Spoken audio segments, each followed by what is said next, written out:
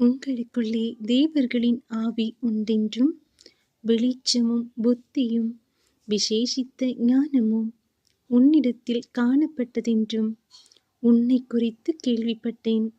தானியேல் 5ஆம் அதிகாரம் வசனங்கள் 13 முதல் 16 வரை.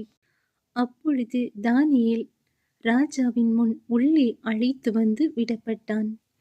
ராஜா தானியேலை பார்த்து, நீ என் பிதாவாகிய ராஜா யூதாவிலிருந்து சிறைப்பிடித்து வந்த யூதரில் ஒருவனாகிய தானியேல் அல்லவா?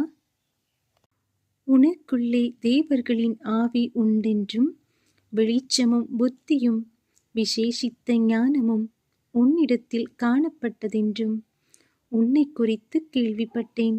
இப்போதும் இந்த எழுத்தை வாசிக்கிறதற்கும் இதன் அர்த்தத்தை எனக்கு தெரிவிக்கிறதற்கும் சாஸ்திரிகளும் ஜோசியரும் எனக்கு முன்பாக அழைத்து கொண்டு வரப்பட்டார்கள்.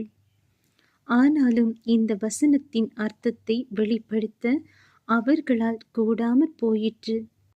பொருளை வெளிப்படுத்தவும் கருகலானவைகளை தெளிவிக்கவும் உன்னாலே கூடுமென்று உன்னை குறித்து கேள்விப்பட்டேன். இப்போதும் நீ இந்த எழுத்தை வாசிக்கவும் இதன் அர்த்தத்தை எனக்கு தெரிவிக்கவும் உன்னாலே கூடுமானால், நீ இரத்தாம்பரமும் கழுத்திலே பொற்சரப்பணியும் தரிக்கப்பட்டு ராஜ்யத்திலே 3ஆம் அதிபதியாய் இருப்பாய் என்றான்.